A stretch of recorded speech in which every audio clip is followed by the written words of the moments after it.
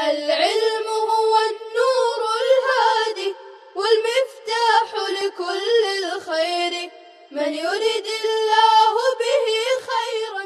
الرحمن الرحیم الحمد للہ رب العالمین والصلاة والسلام علی سید الانبیاء والمرسلین محمد وعلی آلہ واصحابہ اجمعین اما بعد.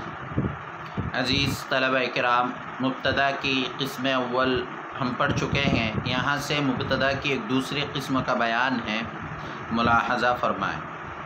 وَاعْلَمْ أَنَّ لَهُمْ قِسْمًا آخَرَ مِنَ الْمُبْتَدَإِ لَيْسَ مُسْنَدًا إِلَيْهِ وهو صفة وقعت بعد حرف النفي نحو ما قائم زيد أو بعد حرف الاستفهام نحو أقائم زيد بشرط أن ترفع تلك الصفة اسما ظاهرا نحو ما قائم الزيدان أو قائم الزيدان بخلاف ما قائمان الزيدان.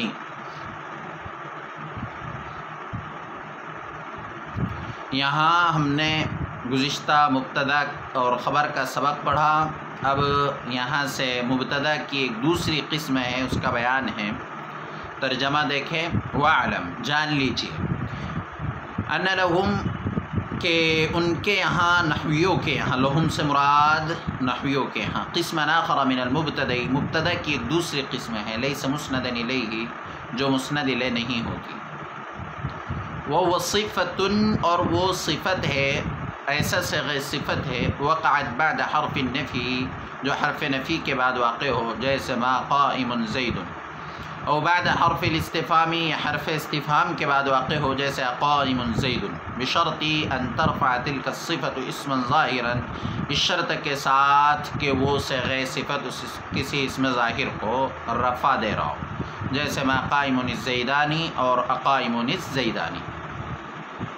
دونوں زید کھڑے نہیں ہیں، اور کیا دونوں زید کھڑے ہیں. بخلاف ما قائمان الزیدانی، برخلاف ما قائمان الزیدانی.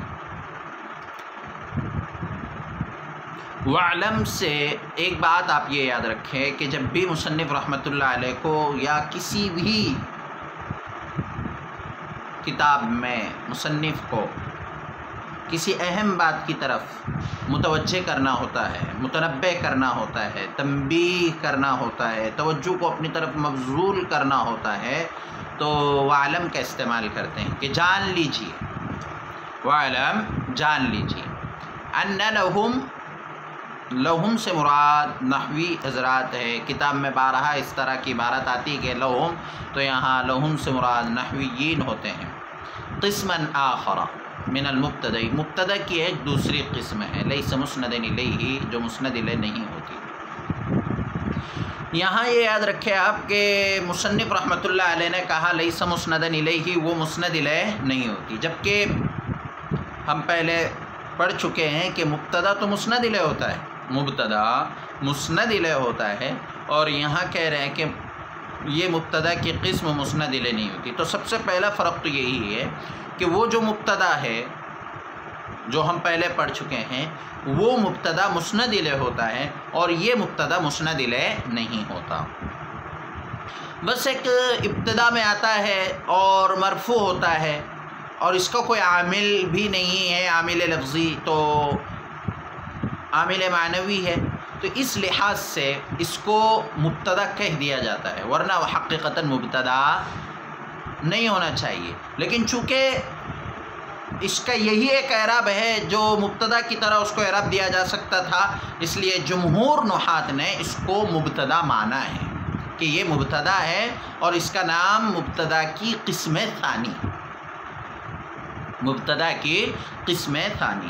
تو عالم ان لہم، جان لیجئے کہ نحویوں کے ہاں مبتدا کی ایک دوسری قسم ہے، لیس مسندا الیہ، جو مسند الیہ نہیں ہوتا. یہ مبتدا مسند الیہ نہیں ہوتا، پھر کیا ہوتا ہے؟ مسند ہوتا ہے. وہ صفت، یہ اس کی تعریف ہے، اصطلاحی تعریف. وہ صفت، وہ ایسا صیغہ صفت ہے، وقعت بعد حرف النفی نحو ما قائم زید، و بعد حرف الاستفهام نحو قائم زید. یہاں تک کہ اصطلاحی تعریف ہے. اب یہ اصطلاحی تعریف زبانی یاد کریں.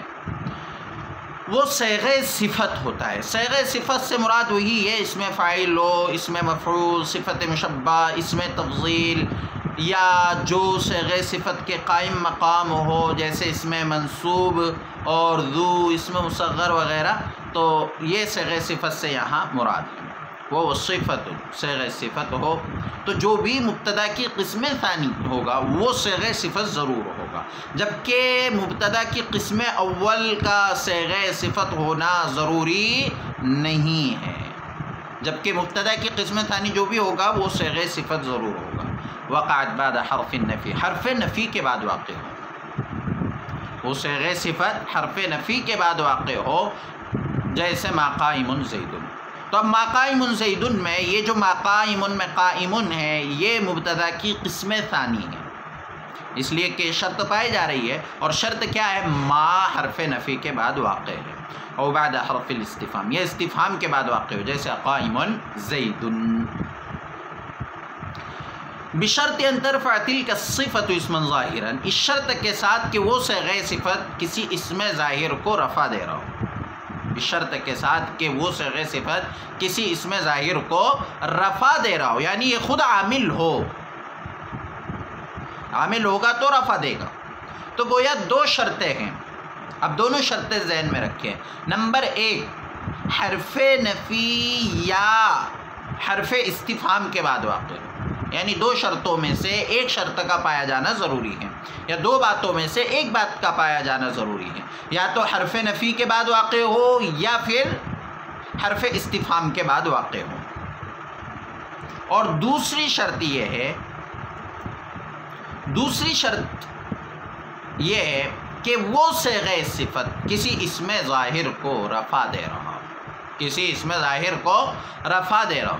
تو یہ دو شرطیں ہوئی، نمبر ایک حرف نفی کے بعد واقع ہو یا حرف استفہام کے بعد واقع ہو، یہ پہلی شرط ہے، اور دوسری شرط یہاں سے بیان فرما رہا ہے کہ وہ صیغہ صفت کسی اسم ظاہر کو رفع دے رہا ہو، جیسے ما قائم زید میں آپ پہلے اس کو سمجھ لیجئے، ما حرف پہلی شرط بھی پائی گئی، دوسری شرط بھی پائی گئی کہ زید کو رفع دے رہا ہے قائم۔ اسی طرح قائم زید میں بھی حرف استفہام کے بعد واقع ہے، اور قائم صیغہ صفت ہے جو زید کو رفع دے رہا ہے۔ لیکن یہ اور سمجھنے کے لیے جب فاعل تثنیہ ہو یا جمع ہو تو یہ مثال اور زیادہ جلدی سمجھ میں آ جائے گی، جیسے ما قائم الزیدانی، ما قائم الزیدانی، تو یہاں ما حرف نفی کے بعد واقع ہے، پہلی شرط پائی جا رہی ہے۔ دوسری شرط یہ کہ الزیدانی کو قائم رفع دے رہا ہے، اور یہ زیدانی یہاں ترکیب میں زیدن، یہاں ترکیب میں زیدن، یہ ترکیب میں فاعل بنیں گے، جیسے فعل یا شبہ فعل کا فاعل ہوتا ہے، ایسی ہی مبتدا کی قسم ثانی کی خبر نہیں ہوگی، مبتدا کے قسم ثانی کا فاعل ہوگا۔ تو اب الزیدانی یہ فاعل ہے۔ اب دیکھیے آپ نے یہ قاعدہ پڑھا تھا کہ جب فاعل اسم ظاہر ہو تو اس کا فعل یا شبہ فعل ہمیشہ مفرد آتا ہے، تو اب یہاں پر الزیدانی فاعل ہے، الزیدانی فاعل ہے، تو اس کا فعل جو مبتدا ہے وہ مفرد ہے قائم، تو اب الزیدانی مرفوع ہے، اس کا عامل رافع قائم ہے۔ یہاں پر بھی دیکھیے اقائم الزیدانی میں اقائم حمزہ استفہام پہلی شرط ہے، اور دوسری شرط یہ ہے کہ صیغہ صفت اپنے بعد آنے والے اسم ظاہر الزیدانی کو رفع دے رہا ہے، بخلاف ما قائمان الزیدانی، برخلاف ما قائمان الزیدانی۔ اب دیکھیے ما قائمان الزیدانی، ایک شرط تو پائی جا رہی ہے کہ حرف نفی کے بعد قائمانی واقع ہے، لیکن پھر بھی یہ مبتدا کی قسم ثانی نہیں ہے، اس لیے کہ ہم نے پڑھا مبتدا کی قسم ثانی کے لیے دو شرطوں کا پایا جانا ضروری ہے، پہلی شرط حرف نفی کے بعد یا حرف استفہام کے بعد واقع ہو، اور دوسری شرط یہ کہ وہ صیغہ صفت کسی اسم ظاہر کو رفع دے رہا ہو، اور یہاں پر پہلی شرط ما حرف نفی کے بعد واقع ہے، دوسری شرط نہیں پائی جا رہی ہے، اس لیے کہ اگر دوسری شرط پائی جاتی تو یہ قائمانی نہیں ہوتا، مفرد ہوتا، اس لیے کہ الزیدانی تثنیہ ہے، اور جب فاعل اس میں ظاہر ہو تو اس کا فعل شبہ فعل مفرد آتا ہے، تو ایسا ہی یہاں پر الزیدانی تثنیہ ہے تو قائمان قائمن مفرد ہونا چاہیے، جبکہ یہ مفرد نہیں ہے۔ تو یہ مبتدا کی قسم ثانی نہیں. پھر اس کی ترکیب کیسے ہوگی؟ تو قائمانی خبر مقدم اور الزیدانی مبتدا مؤخر. اور یہ چیز ہم پہلے پڑھ چکے ہیں کہ مبتدا اور خبر میں تقدیم و تاخیر ہوتی رہتی ہے، تو گویا یہاں پر بھی قائمانی خبر مقدم ہے اور الزیدانی مبتدا مؤخر ہے. تو یہ مبتدا کی قسم ثانی ہے جو مسند الیہ ہوتا، اور مصنف رحمۃ اللہ علیہ نے بڑے ہی مختصر انداز میں اس کو سمجھایا ہے. ایک تو وہ مبتدا ہے جو ہم پہلے پڑھ چکے ہیں، یہ دوسرا مبتدا ہے اور یہ اس کی تعریف ہے. وہ صفت وقعت بعد حرف النفی نحو ما قائم زید و بعد حرف الاستفہام نحو قائم زید.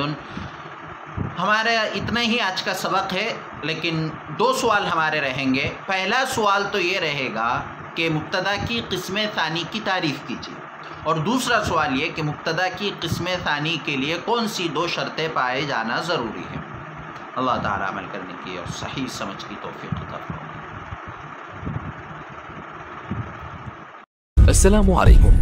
لا تنسوا الاعجاب بالفيديو والاشتراك في القناة تشجيعا لنا لنستمر بنشر المزيد إن شاء الله.